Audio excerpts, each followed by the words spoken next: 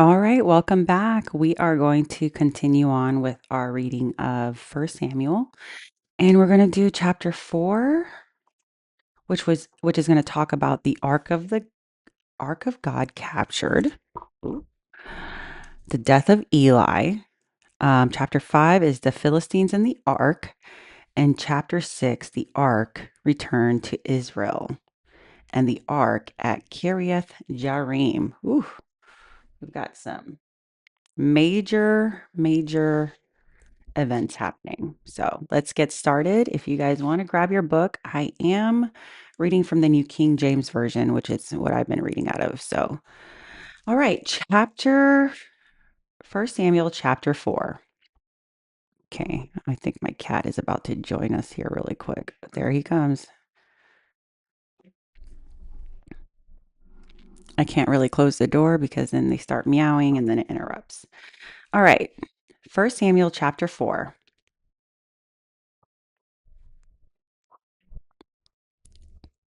And the word of Samuel came to all of Israel. Now Israel went out to battle against the Philistines and encamped besides Ebenezer, and the Philistines encamped in Aphek.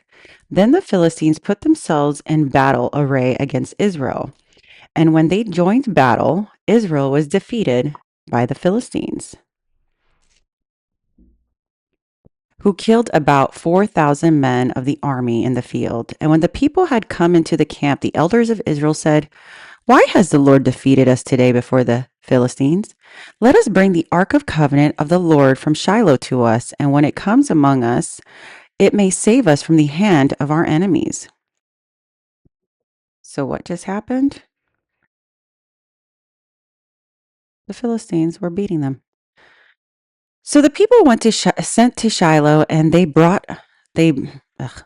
So the people sent to Shiloh that they might bring from there the ark of the covenant of the Lord of hosts, who dwells between the cherubim. And the two sons of Eli, Hophni and Phinehas, were there with the ark of the covenant of God. And when the ark of the covenant of the Lord came to the camp, all of Israel shouted so loudly that the earth shook. Wow. Now, when the Philistines heard the noise of the shout, they said, "What does the sound of this great shout in the camp of the Hebrews mean?" Then they understood that the ark of the Lord has come up into the camp. So the Philistines were afraid, and they said, "God has come into the camp." And they said, "Woe to us, for such a thing has never happened before. Woe to us! Who will deliver us from the hand of these mighty gods? These are the gods who struck the Egyptians with all the plagues in the wilderness." Isn't that interesting that they say gods plural, like thinking that Yahweh is multiple people? But we know better. "Be strong and conduct yourselves like men, you Philistines, that you do not become servants of the Hebrews, as they have been to you.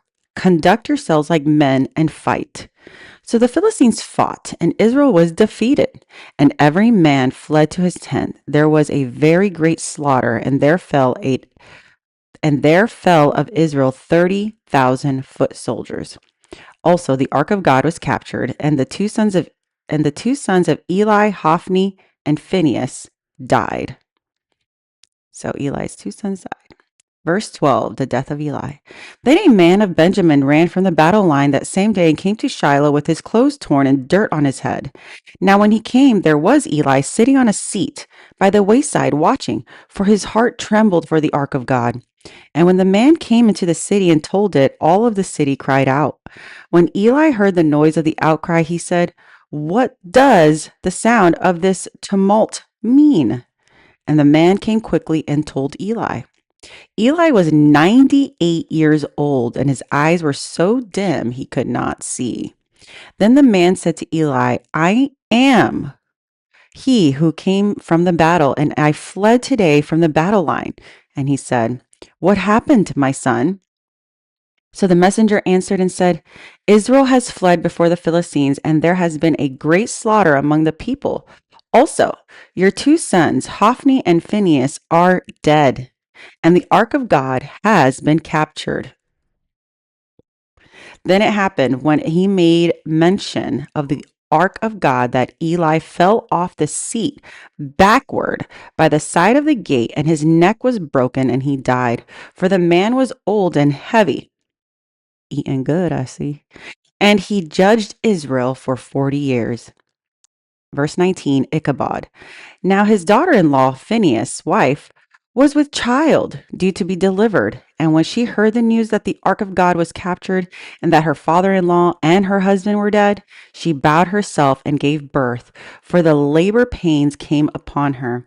And about that time of her death, the woman who stood by her said to her, Do not fear, for you have borne a son. But she did not answer, nor did she regard it. Then she named the child Ichabod, saying, The glory has departed from Israel, because the ark of God has been captured, and because of her father in law and her husband.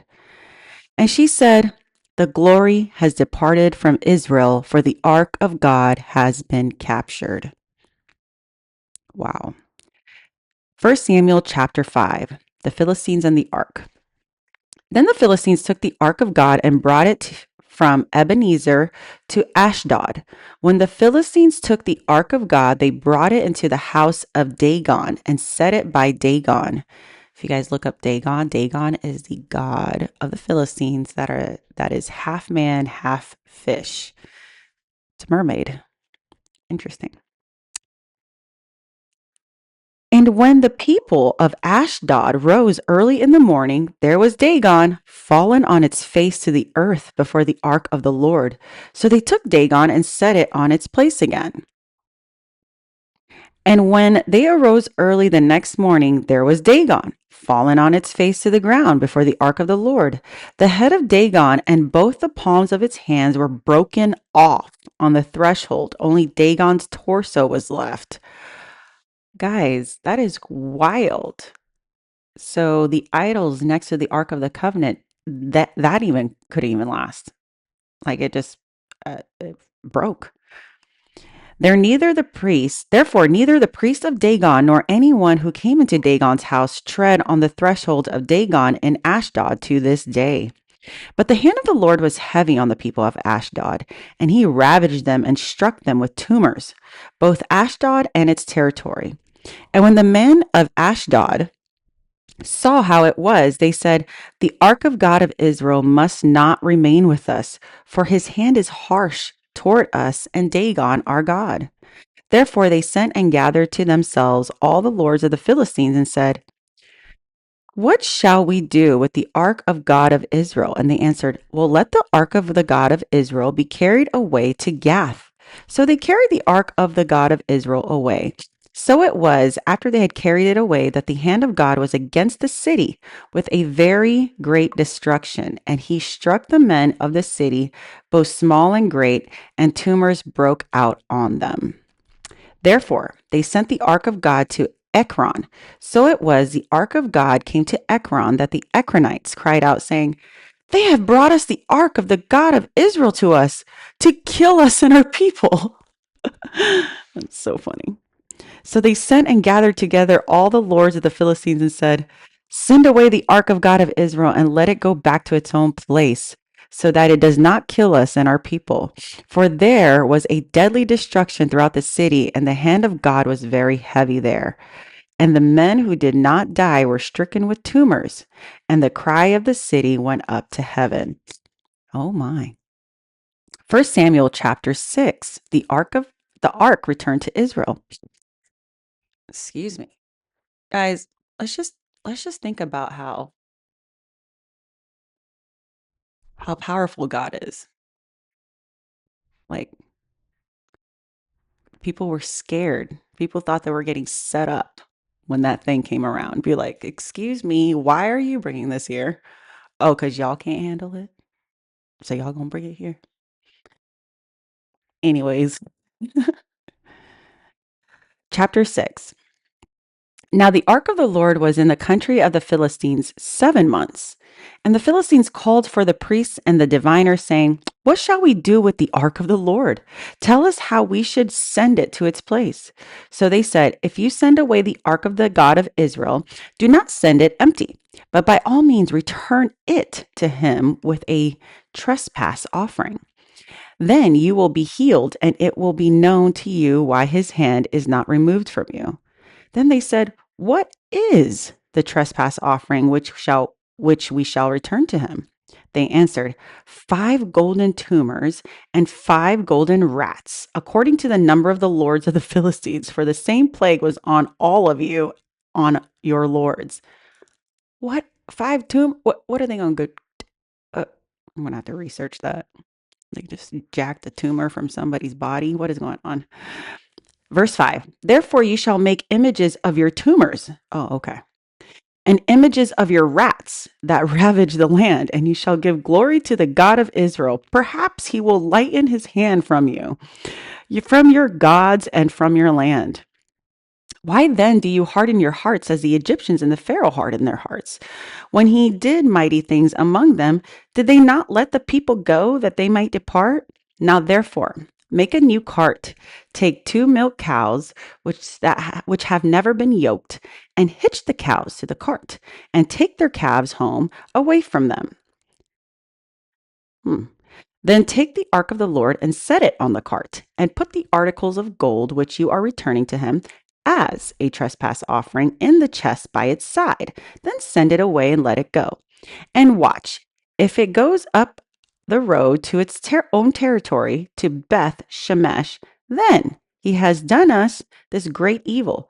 But if not, then we shall know that it is not his hand that struck us. It happened to us by chance. Then the men did so. They took 2 milk cows, hitched them to the cart, and shut up their calves at home.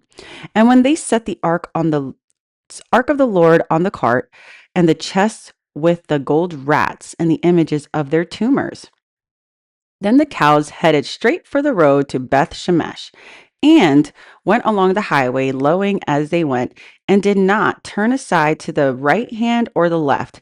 And the lords of the Philistines went after them to the border of Beth Shemesh. Now the people of Beth Shemesh were reaping their wheat harvest in the valley, and they lifted their eyes and saw the ark and rejoiced to see it.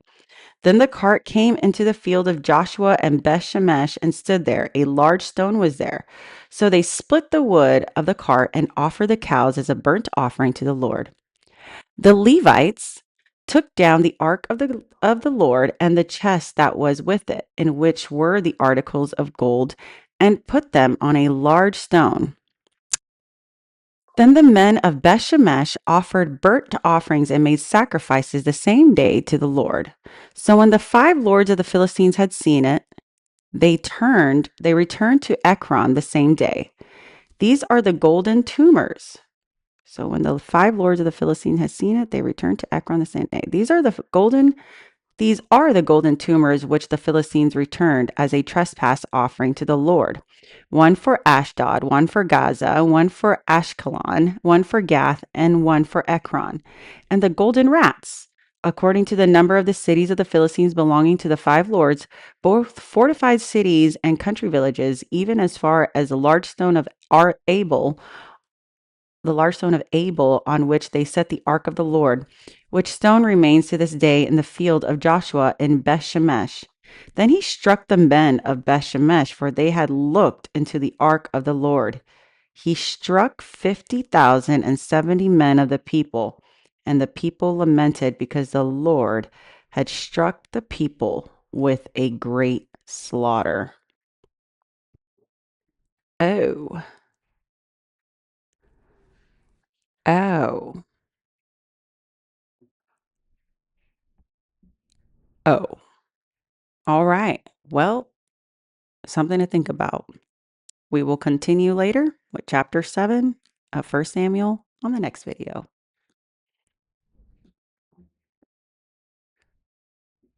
Hold on. Why isn't my mouse working? Oh, Lordy. Hold on.